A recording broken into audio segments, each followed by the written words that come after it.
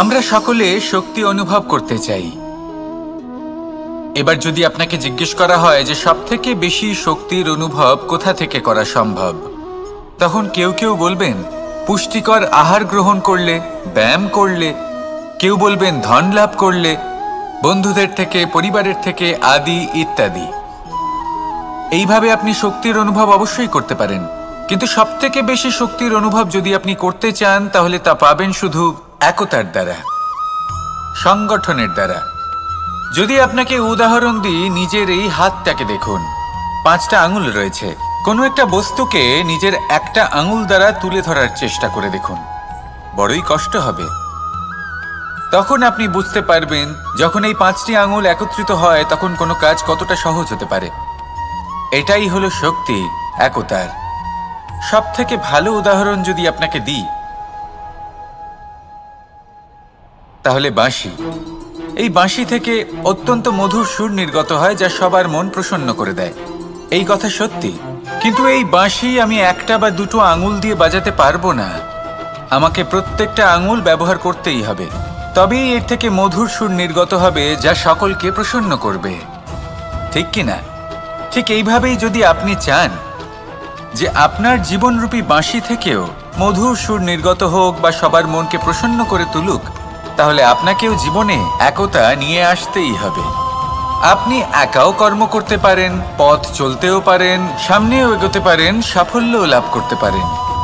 কিন্তু যখন সকলে একসাথে এগোবেন, সেই পথে চলবেন, সেই কর্মই করবেন, তখন লক্ষ্যে অবশ্যই পৌঁছবেন, সাফল্য অবশ্যই লাভ করবেন। কিন্তু সেই সাফল্য এবং তার আনন্দর সংমিশ্রণটাই একটু অন্যরকম হবে।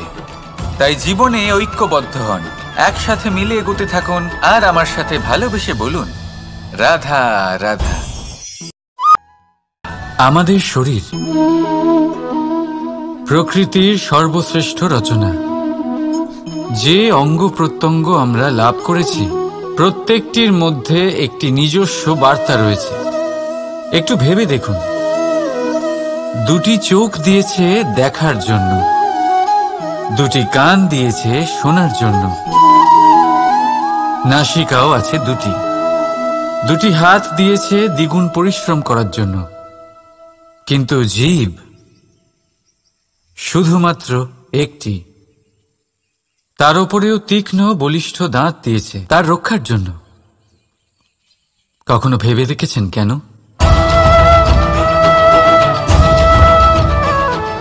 কারণ শব্দ আর শব্দের প্রয়োগ মানুষের সবচেয়ে বড় অস্ত্র, যার প্রয়োগ যত ভেবেচিন্তে করা যায় মানুষ তার জীবনে ততটাই উপরে উঠতে পারে।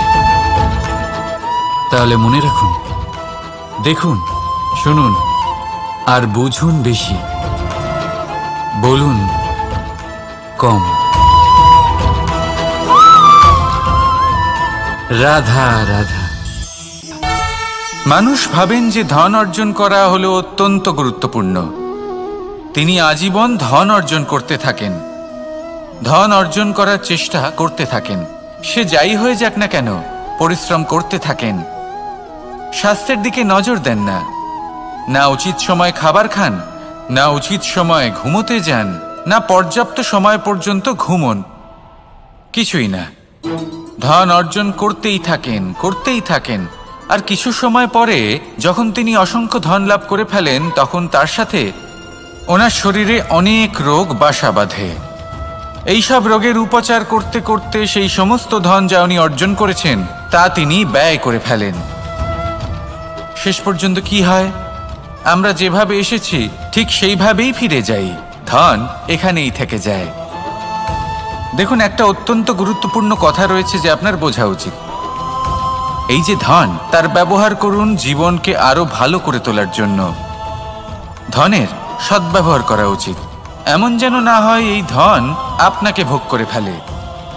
এই জীবনকে নিশ্চিত রূপে আরো শ্রেষ্ঠ করে তুলুন। কিন্তু এই ধন অর্জন করার এই প্রক্রিয়াতে নিজের সারা জীবনকে নষ্ট করে ফেলবেন না। এই জীবন উপভোগ করতে শিখুন, আর আমার সাথে ভালোবেসে বলুন রাধা রাধা। কথায় আছে, অন্ধকারে প্রদীপ প্রজ্বলিত করলে চতুর্দিক আলোকিত হয়। কিন্তু যদি এই প্রদীপ আমি সূর্যের আলোর সম্মুখে সকালবেলায় প্রজ্বলিত করে রেখে দিই, তাহলে কি হবে? আপনি বলবেন যে এটা করে তো কোনো লাভই হলো না। সূর্যের প্রকাশের সামনে এই প্রদীপ আসলে কিছুই নয়। এবার এই চিন্তা ভাবনা প্রত্যেক দিন করতে হবে, আর একটা অমূল্য শিক্ষা পেতে হবে। মনে করুন যে আপনি মহাপুরুষের সামনে বসে আছেন, কোনো মহাজ্ঞানীর সামনে, তাহলে সেই ব্যক্তির সামনে নিজের জ্ঞানের প্রদীপ প্রজ্বলিত করবেন না,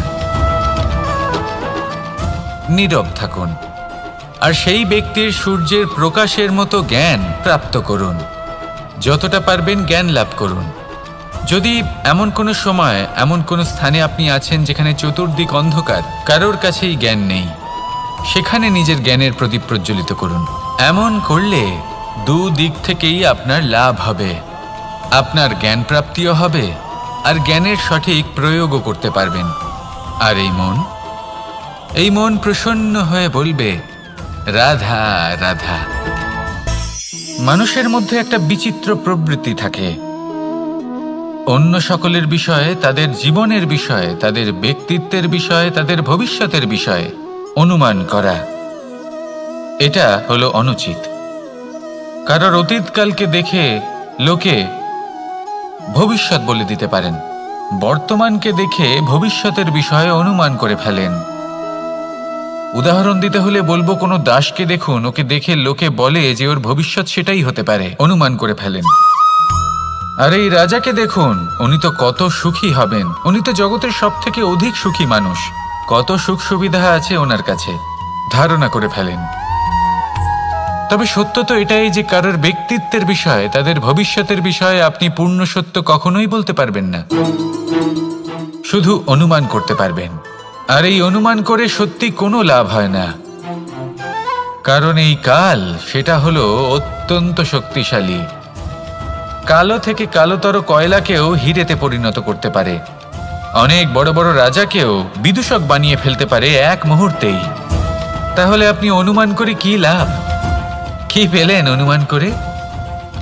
সেই জন্য কারোর বিষয়ে কোনো অনুমান করবেন না, তার ভবিষ্যতের বিষয়ে অনুমান করতে যাবেন না, কারোর বিষয়ে কোনো ধারণা করে নেবেন না। কিছু করতে হলে ভালোবাসুন, সবার মধ্যে ভালোবাসা ছড়ান, সবার মধ্যে ধন্যাত্মক ভাব ছড়ান।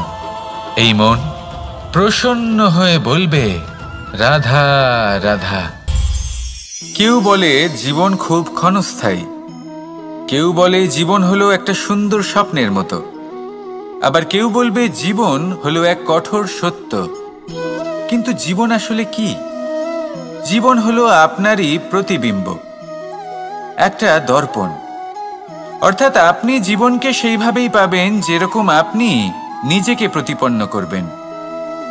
যদি আপনি দর্পণের দিকে তাকিয়ে হাসেন, তাহলে আপনি সামনে হাসি মুখী দেখতে পাবেন। এবার যদি আপনি গম্ভীর হয়ে থাকেন, তাহলে আপনি একজন রুষ্ট ব্যক্তি দেখতে পাবেন। শেষে সবথেকে বেশি গুরুত্বপূর্ণ হলো আপনার চেষ্টা। আপনাকে সবসময় চেষ্টা করতে হবে যাতে আপনি নিজেকে প্রসন্ন এবং ইতিবাচক মনোভাবে রাখেন। এটা হলো আপনারই উত্তরদায়িত্ব, তাকে পালন করুন। এই মনকে প্রসন্ন রাখুন, এই সংসারকে সুন্দর বলে মনে হবে। আর এই মন প্রসন্ন হয়ে বলবে, রাধা রাধা। মানুষের একটি সমস্যা আছে যে মানুষ সাফল্যকে মাপতে থাকেন, লক্ষ্যপ্রাপ্তিকে মাপতে থাকেন এবং তার তুলনা করতে থাকেন যে ও এত কিছু পেল আর আমি পেলাম না, ওর কাছে এত কিছু আছে কিন্তু আমার কাছে নেই। এই তুলনা করার জন্য ওনারা দুঃখী হয়ে পড়েন, নিরাশ হয়ে পড়েন। তাই আমি একটা প্রশ্ন করছি যে এটা কি উচিত? এই সংসারে আপনি কি নিয়ে তুলনা করবেন, যেখানে সূর্যদেব চন্দ্রমা দুজনেই আছেন, দুজনেই হলেন বিশেষ, দুজনেই নিজ নিজ সময়ে উদিত হন। এদের মধ্যে একজন না থাকলে তাহলে আমাদের জীবন কঠিন হয়ে পড়বে। ঠিক সেইভাবেই আপনি যদি একটা বড় রেখা অঙ্কন করেন, তাহলে অন্য রেখাটি ছোট হয়ে পড়ে না, সে তেমনই থাকে যেমনটা সে ছিল। আপনার অস্তিত্ব কখনো ছোট বা বড় হতে পারে না, শুধু তুলনা করার জন্য আপনার এটা মনে হতে পারে। যদি আপনি যুদ্ধ করতে চান, আপনার তলোয়ারের প্রয়োজন পড়বে। যদি বস্ত্র তৈরি করতে চান এত বড় তলোয়ার দিয়ে কিছুই হবে না, তখন প্রয়োজন পড়বে একটা ছোট্ট সূচের। তাই তুলনা করবেন না, না নিজেকে ছোট মনে করবেন না অন্য কাউকে। সবার সাথে সহযোগিতা করুন, আর যদি তুলনা করতেই হয় নিজের সাথে করুন, যে কাল আমি কেমন ব্যক্তি ছিলাম, আজ কি তার থেকে শ্রেষ্ঠ হয়ে উঠতে পেরেছি। ভেবে দেখুন ভবিষ্যতে গিয়ে আপনি কতটা শ্রেষ্ঠ ব্যক্তি হতে পারেন। আসুন আমার সাথে ভালোবেসে বলুন রাধা রাধা। এই সংসারের সব থেকে গুরুত্বপূর্ণ তত্ত্ব কোনটা? প্রথম হলো সময়। জন্ম থেকে মৃত্যু পর্যন্ত এই যে সময়, এটাই তো হলো জীবন। দ্বিতীয় হলো জীবন, যাতে আমরা সময়ের সদ্ব্যবহার করি, শ্রেষ্ঠ থেকে শ্রেষ্ঠতর কাজ করার চেষ্টা করি। বহু বছরের এই পরম্পরা, এই সংস্কৃতিকে এগিয়ে নিয়ে যাওয়ার চেষ্টা করি। এই সংসারে আমরা অংশগ্রহণ করতে চেষ্টা করি। তৃতীয় হলো ধন, সেই ধন যা প্রত্যেক ব্যক্তি অর্জন করতে চেষ্টা করেন। এবার এই তিনটি তত্ত্বের মধ্যে একটা সামঞ্জস্য আছে, সমান ব্যাপার আছে। সে ধনই হোক বা সময় হোক বা হোক জীবন। আর সেই সমান ব্যাপার হলো যে যদি আপনি এটা গণনা করতে থাকেন তাহলে তা কমতে থাকে, যদি আপনি এটা ব্যবহার করেন তাহলে তা বাড়তে থাকে। একে সংগঠিত করে রাখতে চেষ্টা করলে এ হাত থেকে ফসকে যায়, কিন্তু যদি আপনি একে সামলে রাখতে শিখে যান তাহলে এমন কাজ করবেন যাতে সংসারের সাথে সাথে পরবর্তী প্রজন্ম লাভবান হবে। যদি কিছু শিখতে চান তাহলে সামলাতে শিখুন, গণনা করা বা সংগঠিত করা নয়। আসুন আর আমার সাথে ভালোবেসে বলুন রাধা রাধা। এই সংসারে সাফল্য লাভ করার জন্য জ্ঞানের প্রয়োজন হয়, পরিশ্রমের প্রয়োজন হয়, দৃঢ় নিষ্ঠার প্রয়োজন হয়, নিরন্তর চেষ্টা করা প্রয়োজনীয়। কিন্তু আরও কিছু আছে যা অত্যন্ত প্রয়োজনীয় এবং গুরুত্বপূর্ণ। তা হলো ভালো বন্ধু। তাদের থাকা অত্যন্ত প্রয়োজনীয়। যদি ভালো বন্ধু থাকে তাহলে সময় এলে তারা ঢাল হয়ে আপনাকে সুরক্ষা করবেন। সময় এলে অস্ত্রের মতো শত্রুকে সংহারও করবেন। যদি তিনি জ্ঞানী হন, তাদের মধ্যে সদ্গুণ থাকে, তাহলে এই সব গুণ আপনার মধ্যেও প্রবেশ করবে। তাহলে সাফল্যের জন্য ভালো বন্ধু পাওয়া অত্যন্ত প্রয়োজনীয়। কিন্তু শুধু বন্ধু কেন, ভালো শত্রুও থাকা প্রয়োজনীয়। এবার আপনি ভাববেন এ আমি কি বললাম? যদি আপনার জীবনেও ভালো অর্থাৎ শক্তিশালী শত্রু থাকে তাহলে আপনিও শক্তিশালী হতে থাকবেন। এই শত্রু আপনাকে প্রেরিত করবে আরও বেশি শক্তিশালী হয়ে ওঠার। কখনো কোনো হরিণকে দেখুন, তীব্র গতিতে দৌড়তে থাকে। কেন তীব্র গতিতে দৌড়য়? এই কারণে নয় যে কোথাও তার জন্য মধুর ঘাস অপেক্ষা করে রয়েছে, না। সে এই কারণে তীব্র গতিতে দৌড়য় কারণ সেটা না করলে তার পেছনে একটি সিংহ আছে যে ওকে নিজের ভোজন করে ফেলবে। তাই জীবনে বিপদ, সংকট, এই সব কিছুও হলো অত্যন্ত গুরুত্বপূর্ণ। তার সম্মুখীন হতে শিখুন আর আমার সাথে ভালোবেসে বলুন রাধা রাধা। পুরুষার্থ। শাস্ত্রে 4 ধরনের পুরুষার্থের কথা বলা হয়েছে।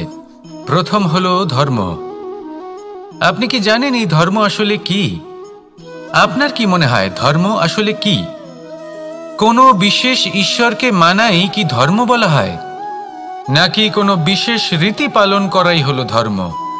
নাকি কোনো বিশেষ সাহিত্যকে সর্বশ্রেষ্ঠ মনে করাই হলো ধর্ম? না, ধর্ম হলো সেটা যাকে ধারণ করা যেতে পারে। আর ধারণ শুধু সেটাই করা যায় যা পবিত্র। পবিত্র শুধু তাকেই বলা হয় যা নিঃস্বার্থ, যার মধ্যে শাসন করার কোনো ইচ্ছে নেই,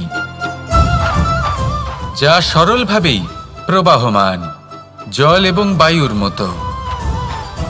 যখন কোনো ব্যক্তি ধর্মকে ধারণ করেন এবং সেই ধর্ম সেই ব্যক্তিকে রক্ষা করে, তখন তাকে ধর্ম বলা হয়।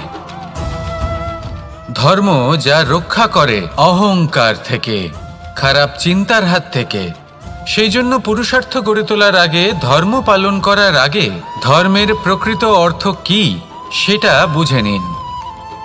এটা জেনে রাখুন যে সমস্ত ধর্মের আধার, সমস্ত ধর্মের ভিত শুধুমাত্র ভালোবাসা। আসুন আর এই ভালোবাসার সাথেই বলুন রাধা রাধা। কখনো কোনো বাগানের কোনো বৃক্ষকে দেখেছেন যেখানে সুগন্ধি ফুল থাকে, রসালো ফল থাকে? তখন মন প্রফুল্ল হয়ে ওঠে, মন থেকে সেই বৃক্ষের প্রতি ভালোবাসা জন্মায়। কিন্তু যিনি বাগানের মালিক, শুধুমাত্র তিনিই জানেন যে কিভাবে এই বৃক্ষকে আগলে রাখতে হয়, কিভাবে তার পরিচর্যা করলে এতে সুন্দর সুগন্ধি ফুল হবে, রসালো ফল হবে। কখনো কখনো প্রয়োজনের থেকে বেশি রোদ পেলে এই বৃক্ষগুলি শুকিয়ে যায়, প্রয়োজনের থেকে কম রোদ পেলেও এই বৃক্ষ কিন্তু শুকিয়ে যায়। প্রয়োজনের থেকে কম জল যদি পায়, এই বৃক্ষ শুকিয়ে যেতে পারে। প্রয়োজনের থেকে অতিরিক্ত জল যদি পায়, তখনও এই বৃক্ষের শিকড়গুলি নষ্ট হয়ে যেতে পারে। এবার এটাই কিন্তু আমাদের সংসারের সাথেও হয়। আমাদের সংসারের সকল প্রতিভাশালী ব্যক্তি, যেমন লেখক, বিচারক, প্রবক্তা, যোদ্ধা, এদের সবার ক্ষেত্রে এই কথাটাই প্রযোজ্য। যদি বেশি প্রশংসা করা হয় তাহলেও এরা হারিয়ে যাবেন। প্রয়োজনের থেকে বেশি যদি নিন্দা করা হয় তখনও তারা নত হয়ে পড়বেন। তাহলে আজ আমি এদের রক্ষা করুন কাহিনী শোনাবো, নিজেদেরও। এটা কোনো এক সময় রাখবেন একটা দুজন বোন জাঁতাকলে গম পেশাই জেনে রাখুন কখন কোন নিন্দায় আপনি লজ্জিত হবেন ছিলেন। তিনি সময় সময় সেখান থেকে ছোট ছোট দানা তুলে নিজের মধ্যে বিষয়টা জাগ্রত করছিলেন। এবার দেখতে দেখতে গম পেশাই সমাপ্ত হয়ে বলবে, এবার পেশাই করা গম নিয়ে সেই দুজন বোন বাড়ি ফিরে আসছিলেন এবং তাদের ফেরার পথে হঠাৎ করে কোথাও থেকে একটি বাছুর চলে এলো। এই দুই বোন ভয়ভীত হয়ে গেলেন আর তাদের হাত থেকে সেই আটা পড়ে গেল, মাটিতে মিশে গেল। এবার এই পুরো ঘটনাক্রমে যদি কারোর বিন্দুমাত্র লাভ হয়ে থাকে, বিন্দুমাত্র আনন্দ পেয়ে থাকে, তাহলে সে কে? সেই ছোট বোন, যিনি মাঝে মাঝেই গমের দানা তুলছিলেন এবং খাচ্ছিলেন। কিছুটা হলেও উনি আনন্দ লাভ করেছিলেন। এবার এরকমই হলো আমাদের জীবনে ভক্তি এবং ভালোবাসা সংক্রান্ত বিষয়। মানুষ নিজের জীবনের দৈনিক কাজে এতটাই ব্যস্ত হয়ে পড়েন, প্রত্যেকদিন শুধু কাজ কাজ কাজ কাজ করতে থাকেন, আর তাতে ভক্তি এবং ভালোবাসার জন্য সময় বার করতেই পারেন না। দেখুন, জীবনে ভক্তি আর প্রেমের এই যে ছোট ছোট মুহূর্ত আছে, এগুলো যদি আপনি যাপন করতে পারেন তাহলে তাতেই আপনি তৃপ্তি লাভ করবেন। বাকি সবই আপনার ব্যর্থ বলেই মনে হবে। জীবনে যখনই আপনি কোনো কাজ করবেন, ঈশ্বরের প্রতি সমর্পিত হয়ে সেই কাজ করুন। আর যখনই সময় পাবেন, তাহলে সেই সময় নিজের আপনজনদের দিন। যাদের আপনি ভালোবাসেন তাদের প্রতি যত্নবান হন, তাদের শুভাকাঙ্ক্ষী হন। এই প্রেম আর ভক্তির ছোট ছোট মুহূর্তগুলো আপনার জীবনকে চরিতার্থ করে তুলবে। আসুন আমার সাথে ভালোবেসে বলুন রাধা রাধা। আমরা সবাই সূর্যকে সম্মান করি, ওনাকে শ্রদ্ধা করি, ওনাকে পুজো করি। এই সূর্য আমাদের শক্তি প্রদান করেন, প্রকাশ প্রদান করেন। কখনো কখনো উষ্ণতা এতটাই বাড়িয়ে তোলেন, এতটাই তপ্ত করে তোলেন, আমাদের একথা মনে হয় যে আমাদের এই শরীর জ্বলে যাচ্ছে। তখনও আমরা বিরোধিতা করি না, তাকে কটু কথা শোনাই না, আমরা সসম্মানে তা গ্রহণ করি। কেন কেন করি? কারণ আমরা জানি যে সন্ধেবেলা যখন সূর্যাস্ত হবে, তখন শুধুমাত্র অন্ধকার বাকি থাকবে। ঠিক কিছুটা এরকমই হয় আমাদের মাতা পিতাও, যিনি আমাদের জন্ম দেন, আমাদের ভরণ পোষণ করেন, আমাদের বড় করেন, আমাদের প্রেম প্রদান করেন। কখনো কখনো তাদের মুখ থেকে কটু কথা নিঃসৃত হয়, আমাদের দুঃখ হয়, কিন্তু তখন আমাদের এটা বোঝা উচিত এগুলি নিঃসৃত হচ্ছে আমাদেরই মঙ্গলের জন্য। যেমন সূর্যদেব, উনিও উত্তাপ দিয়ে থাকেন আমাদেরই মঙ্গলের জন্য, যাতে ফসল পাকতে পারে, যাতে জল বাষ্প হয়ে মেঘ হতে পারে, বৃষ্টি হতে পারে, আর এই সংসারে নিরন্তর জলের প্রবাহ থাকে। আমাদের মাতা পিতা, তাদের কঠোর আচরণ, তাদের কঠোর অনুশাসনের পেছনে লুকিয়ে থাকে ওনাদের ভালোবাসা। আমাদের তা বুঝতে হবে, সসম্মানে ওনাদের গ্রহণ করতে হবে।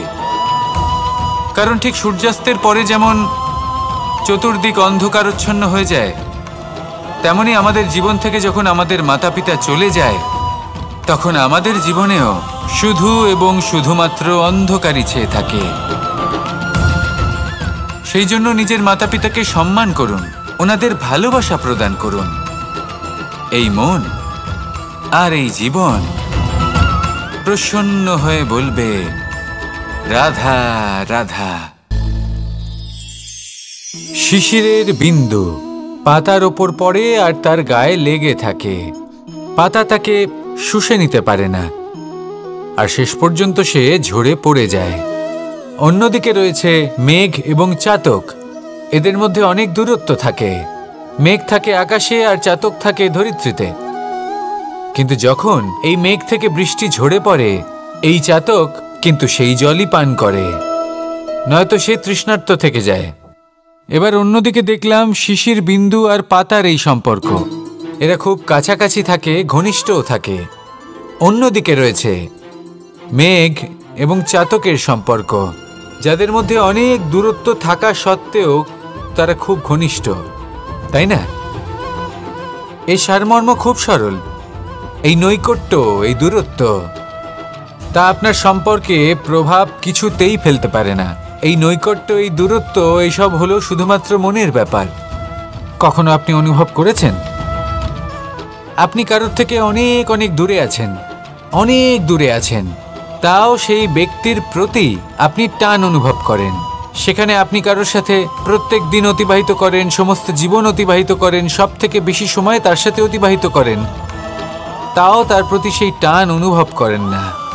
এই সংকেত হলো মনের দূরত্বের।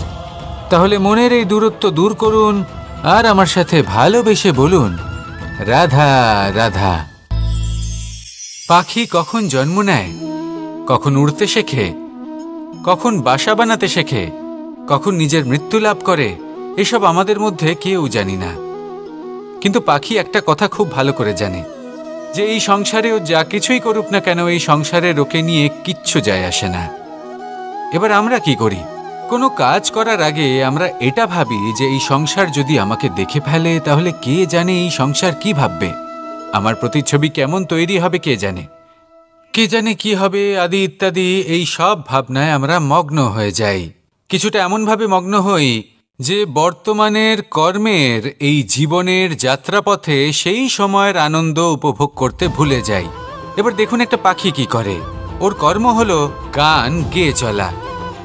ওই পাখি গেয়ে চলে, কেউ ওর গান শুনুক বা না শুনুক, কেউ আদৌ শুনছে কিনা সেই বিষয়টা নিয়ে সেই পাখির কিছুই যায় আসে না। সেই পাখি নিজের কর্ম করতে থাকে। হয়তো সেই জন্যই আপনি কখনো কোনো পাখিকে কাঁদতে দেখবেন না। এরকমই আপনাকে নিজেকে গড়ে তুলতে হবে। প্রথমে নিজেকে জিজ্ঞেস করুন, এই যে কর্ম আমি করতে চলেছি সেটা কি উচিত? যদি আপনার মনে হয় সেটা উচিত, তাহলে সেটা প্রমাণ করুন। এটা ভাববেন না যে এই সংসার কি ভাববে। আসুন আর আমার সাথে ভালোবেসে বলুন, রাধা রাধা। এই পুকুর দেখছেন আপনি? বাচ্চা, বৃদ্ধ, যুবক, যাকেই আমি জিজ্ঞেস করব এটা কি, সবার উত্তর সেই একই হবে। উত্তর তখনই বদলাবে যখন প্রশ্ন এটা হবে যে আপনি এই পুকুরে কি করতে চান। কেউ বলবে আমি এমনি এর পাড়ে বসে এই জল স্পর্শ করে ঠান্ডা হাওয়ার আনন্দ অনুভব করতে চাই। কেউ বলবে আমি এই পুকুরে সাঁতার কাটতে চাই। কেউ বলবে কাগজের নৌকা বানিয়ে আমি এতে ভাসিয়ে দিতে চাই। কেউ বলবে আমি মাছ ধরে নিজের জীবন যাপন করতে চাই, ইত্যাদি ইত্যাদি। আপনাকে একটা কথা বলে রাখি, আমাদের জীবনও এই পুকুরেরই মতন, একই রকম। কিন্তু আমরা এই জীবন নিয়ে কি করব সেই সিদ্ধান্ত আমাদের। এই পুকুরে আপনি মুক্তও পাবেন, আবার পাঁকও পাবেন। যদি আপনি মুক্ত পেতে চান, তাহলে এই পুকুরের গভীরে আপনাকে যেতে হবে। ততটাই চেষ্টা করতে হবে যতটা করলে আপনি সেই মুক্ত অর্জন করতে পারবেন। না হলে শুধু পাঁকে হাত পড়বে। তাই যা আমি সর্বদা বলে থাকি, সিদ্ধান্ত আপনার। রাধা রাধা। এই সংসারের সব থেকে বড় সুখ কি? কেউ বলবেন নিজের লক্ষ্য প্রাপ্ত করা, কেউ বলবেন ধন উপার্জন করা, কেউ বলবেন নিদ্রাই সবথেকে বড় সুখ, কেউ বলবেন রাজ্য লাভ করা, আবার কেউ বলবেন মাতার হাত থেকে খাবার খাওয়া, আদি ইত্যাদি। কিন্তু যদি সত্যি কথা বলি, এই সংসারের সবথেকে বড় সুখ হলো সেবা করা। কখনো কাউকে সেবা করে দেখুন। এই সেবা দ্বারা অন্য কোনো মানুষের আশীর্বাদ লাভ করাতেই সুখ রয়েছে। আপনার সেবা ভাব দ্বারা যখন কোনো মানুষ নিজের অন্তরাত্মা থেকে আপনাকে আশীর্বাদ করে, তার থেকে বড় সুখ আর কিছুই নেই। কারণ প্রত্যেক মানুষের মধ্যে ঈশ্বর বাস করেন। নরের সেবাই হলো নারায়ণের সেবা। নিষ্কাম সেবা করাই হলো সবথেকে বড় সুখ। তাই নিজের অন্তরে সেবার এই ভাব জাগ্রত করুন।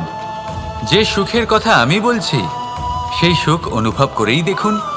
এই মন সুপ্রসন্ন হয়ে বলবে, রাধা রাধা। বাহ, পুষ্পের সুবাস আমার খুব ভালো লাগে। অত্যন্ত সুন্দর হয় এই পুষ্প। এইভাবে চারিদিকে পুষ্প দেখে মন আনন্দিত হয়ে ওঠে। এবার আপনারা ভেবে দেখুন, আমার চারিদিকে পুষ্প নয়, আগুন আছে। তাহলে কি হবে? আমার শরীর কি জ্বলে যাবে না? অবশ্যই জ্বলবে।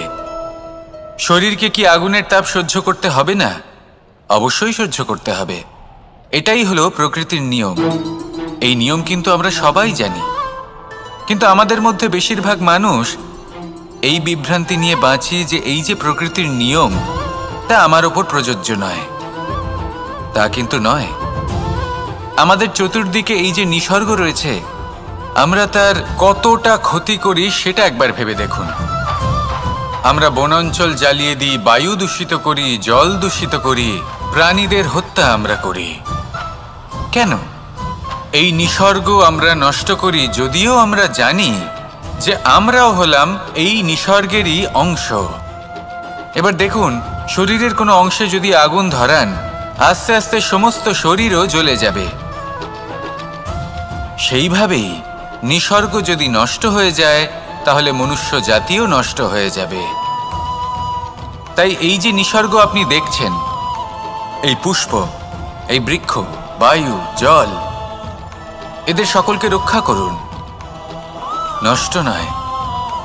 মনে রাখবেন, যদি নিসর্গ থাকে মানুষ থাকবে, যদি নিসর্গ থাকে তাহলেই জীবন থাকবে। আসুন আমার সাথে ভালোবেসে বলুন, রাধা রাধা। এই সংসারে সবাই বলেন আমি অর্জুনের মতো হয়ে উঠতে চাই। সবাই চায় যে তারাও যেন অর্জুনের মতো গান্ডীব লাভ করে। তারাও চায় যে তাদেরকেও মহাদেব এসে পশুপতি অস্ত্র দান করবেন। তারাও এটাই চায় মহাভারতের মতো মহাসংগ্রামে বিজয়ী হতে। কিন্তু সবাই ভুলে যান যে অর্জুন যা হতে পেরেছিলেন সবকিছুই অর্জন করেছিলেন। যদি আপনিও অর্জুনের মতো গান্ডীব লাভ করতে চান, তবে আপনাকেও তার মতোই শ্রেষ্ঠ কাঠ নির্বাচন করতে হবে। সেই কর্ম আপনাকেই করতে হবে। তার প্রত্যঞ্চা যাতে তীব্র হয়, তার জন্য আপনাকে সর্বশ্রেষ্ঠ দড়ি খুঁজে বের করতে হবে। আপনার বাণ যাতে ঘাতক হয়, সেই জন্য আপনাকে নতুন নতুন ধাতু খুঁজে বের করতে হবে। সেই শিক্ষা আপনাকে লাভ করতে হবে, তবেই আপনার ইচ্ছে পূর্ণ হবে। অর্জুন হওয়া বড়ই সরল, যদি আপনি কিভাবে অর্জন করতে হয় তা জানেন। শুধুমাত্র স্বপ্ন দেখেন যারা, তারা কখনোই অর্জন করতে পারবেন না। কিন্তু যদি কেউ অজ্ঞাতবাস ভোগ করতে পারে, যদি কেউ লাক্ষাগৃহ থেকে পালিয়ে বাঁচতে পারে, যদি কেউ কঠোর তপস্যা করতে পারে, প্রতীক্ষা করতে পারে এবং পরিশ্রম করতে পারে, তাহলে সে অর্জুন অবশ্যই হয়ে উঠবে। যদি আপনি অর্জুন হয়ে উঠতে চান, তাহলে কর্ম করতে শিখুন আর আমার সাথে ভালোবেসে বলুন, রাধা রাধা। জীবন থাকলে লক্ষ্য অবশ্যই থাকবে। যদি লক্ষ্য থাকে, তার পথ অবশ্যই থাকবে। যদি পথ থাকে, তাহলে বাধা অবশ্যই থাকবে। আর এর ওপরেই নির্ভর করে যে আমরা জীবনে সফল হব না অসফল, পুরস্কারের ভাগীদার হব নাকি তিরস্কারের। মনে করুন আপনাকে একটা কাজ করতে হবে, আপনাকে পর্বত আরোহণ করতে হবে, আর সেই পথের ঢাল আপনাকে একাধিকবার ফেলে দেবে, পাথর আপনাকে একাধিকবার আহত করবে। এই অবস্থায় কি করবেন? সাধারণ মানুষ বেছে নেয় প্রতিশোধ। সেই পর্বতকে নষ্ট করে দেওয়ার চিন্তা ভাবনা করে, তার ভিতকে নড়িয়ে দেওয়ার কথা ভাবে সেই মানুষ।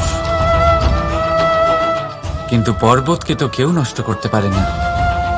তাই অসফল হওয়ার সাথে সাথে কুখ্যাতিরও ভাগীদার হয়ে যায় সে। দ্বিতীয় পথ হল পরিবর্তন। যদি আপনি সেই পর্বত ভাঙার পরিবর্তে তাতে সোপান তৈরি করেন, তাহলে আপনিও সেই পর্বতে উঠতে পারবেন, অন্য কেউও তাতে উঠতে পারবে, আগামী প্রজন্মও তাতে উঠতে পারবে, আর সেই আগামী প্রজন্ম সর্বদা আপনার সুনাম করবে।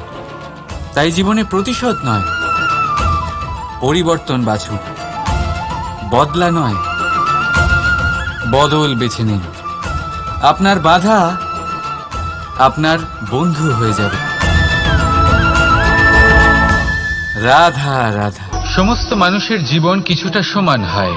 মানুষ জন্মগ্রহণ করে, তারপর চলতে শেখে, জীবনে এগিয়ে চলে, বার্ধক্য লাভ করে, তারপর সমাপ্ত হয়ে যায়।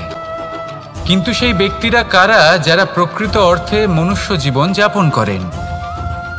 এনারা হলেন সেই ব্যক্তি যারা পড়ে গেলেও আবার উঠে দাঁড়ানোর চেষ্টা করেন, নিজের ভেঙে পড়া অস্তিত্বকে আগলে নিয়ে আবার একটা আকার দেওয়ার চেষ্টা করেন, ভগ্ন আশাকে আবার একটা নতুন দিশা দেন। অসফল হওয়ার পরেও থামেন না, আবার এগোতে থাকেন। অসফল হওয়ার পরে যদি আপনি থেমে যান তাহলে সাফল্য আপনার সামনে অপেক্ষা করে, কিন্তু আপনি তা দেখতে পান না। তাই জীবনের সংঘর্ষে অংশগ্রহণ করতে শিখুন। জীবনের সংঘর্ষ থেকে পালাবেন না। আসুন আমার সাথে ভালোবেসে বলুন রাধা রাধা। একবার একটা শেয়াল বনে বিচরণ করছিল। ও একটা ছোট্ট শাবক দেখতে পেল। ও ভাবল, আজ একেই আমি খাবার হিসেবে গ্রহণ করব। আশেপাশে দেখলেও কেউ দেখছে না তো, কেউ ছিল না, আর সেই শাবকের ওপর আক্রমণ করল, যা হলো একটা ঘোর অপরাধ। বনের নিয়ম অনুসারে আপনি কখনোই শাবকের ওপর আক্রমণ করতে পারেন না। তারপর এই খবরটা যখন রাজা সিংহ জানতে পারলেন, সভার আয়োজন করলেন। কিন্তু সেখানে শেয়াল বলল, আমি তো এরকম কিছু করিনি। কিন্তু যদি আপনি এরকম বলেন, কোনো প্রমাণ দিন, এর কোনো সাক্ষী আছে? তখন রাজা সিংহ পেঁচাকে ডেকে পাঠালেন, যে সেই মুহূর্তে বৃক্ষের শাখার ওপর বসেছিল। সে সব কিছু দেখেছিল। পেঁচা সব সত্যি কথা বলল, আর শেয়ালকে মৃত্যুদণ্ড দেয়া হলো। এবার এই কাহিনী আমি আপনাকে কেন শোনালাম? কারণ মানুষও কখনো কখনো এরকম কর্ম করেন যা শিয়াল করেছে। এটা ভাবেন কেউ দেখছে না, যখন আমি অনুচিত কর্ম করতেই পারি। কিন্তু না, আপনি যাই করুন না কেন, কেউ না কেউ অবশ্যই তা দেখছে। কোনো ব্যক্তি না হলেও কোনো প্রাণী, না হলে কোনো যক্ষ বা দেব বা প্রেত। যদি এনারা কেউ না দেখেন, তাহলে ধরিত্রী মাতা দেখেন, যেখানে দাঁড়িয়ে আপনি সেই কর্ম করছেন, তাই না? তাই একটা কথা সবসময় মনে রাখবেন, কে দেখছেন কে দেখছেন না সেই বিষয়ে ভাবা ছেড়ে দিন। এটা খুব সহজ কথা। আপনি যদি উচিত কর্ম করেন, উচিত ফল পাবেন। যদি অনুচিত কর্ম করেন, তাহলে আপনি অনুচিত ফল অবশ্যই পাবেন। সেই জন্য উচিত পথে চলতে থাকুন, উচিত কর্ম করতে থাকুন, আর আমার সাথে ভালোবেসে বলুন রাধা রাধা। আপনি কখনো কোনো বাজকে নিজের বাসা বানাতে দেখেছেন? এই বাজ যখনই কোনো বাসা বানায়, তখন উঁচু গাছের ডালে বা কোনো পর্বতের শিখরে বাসা বানায়, অনেক উচ্চতায়, আর সেখানে তার সন্তানও জন্মগ্রহণ করে। যখন এই সন্তানেরা জন্মায়, তখন এই বাজ খুবই ভালোবেসে এবং খুব সাবধানে এদের পালন পোষণ করে। নিজের ঠোঁট দিয়ে তাদের ঠোঁটে খাবার পরিবেশন করে। কিন্তু যেই সেই সন্তানেরা হৃষ্টপুষ্ট হয়ে যায় এবং সেই কথা বাজ নিজে বুঝতে পেরে যায়, সেই বাজ নিজেই সেই বাসা ছিন্ন ভিন্ন করে দেয়। সেই সন্তান যাদের সবেমাত্র ডানা গজিয়েছে, কিভাবে উড়তে হয় তারা জানে না, সেই সন্তানগুলিকে উচ্চতা থেকে ঠেলে দেয়। সেই সন্তান প্রথমে ভয়ভীত হয়ে যায়। তারা সামনে মৃত্যুকে দেখতে পেয়ে ভয়ের কারণে তাদের ডানা ঝাপটাতে থাকে, আর সেই প্রক্রিয়াতেই সেই সন্তানগুলি উড়তে শুরু করে দেয়। এবার এই ঘটনায় আমরা কি শিক্ষা পেতে পারি? এটাই, যদি আপনি মাতা পিতা হন তাহলে নিজের সন্তানকে অবশ্যই স্নেহ করুন, কিন্তু তাদেরকে নিজের আঁচলের তলায় বেঁধে রাখবেন না। যদি আপনি চান আপনার সন্তান জীবনে উন্নতি করুক, তাহলে নিজের মুঠো থেকে তাদের স্বতন্ত্র করে দিন। এই সংসারে সংঘর্ষ করতে দিন। সেই সন্তান নিজেই বুঝতে পারবে যে জন্মের সময় পাওয়া ডানা কি করে ব্যবহার করতে হয়। আর আপনার চোখের সামনে আপনার সন্তান এই আকাশে উড়তে থাকবে। তাহলে আসুন আমার সাথে ভালোবেসে বলুন, রাধা রাধা। সংসারে সবচেয়ে পবিত্র মানা হয় গঙ্গা জলকে। কখনো ভেবে দেখেছেন কেন?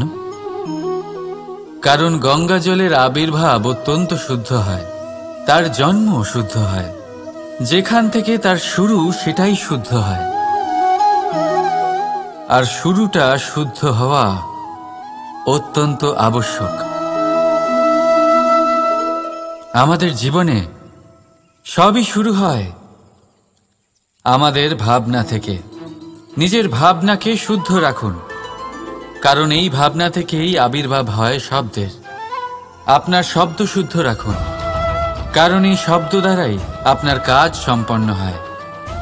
আপনার কাজ শুদ্ধ রাখুন, কারণ এই কাজ দ্বারাই তৈরি হবে আপনার স্বভাব। স্বভাব থেকেই তৈরি হয় আপনার অভ্যাস, আর অভ্যাস থেকে তৈরি হয় আপনার চরিত্র। আর এই চরিত্র সংসারের সমক্ষে এক আদর্শ হয়ে ওঠে। তাই ভাবনা থেকে আদর্শের এই যাত্রা শুভ তখনই হয়ে ওঠে যখন আপনার ভাবনা শুদ্ধ হয়। এই সংসারে, এই জীবনে নিজের ভাবনা শুভ রাখলে, শুদ্ধ করলে আপনার মন সুপ্রসন্ন হয়ে বলবে, রাধা রাধা। মানুষ জন্মগ্রহণ করে, তার সাথে ভয়েরও জন্ম হয়।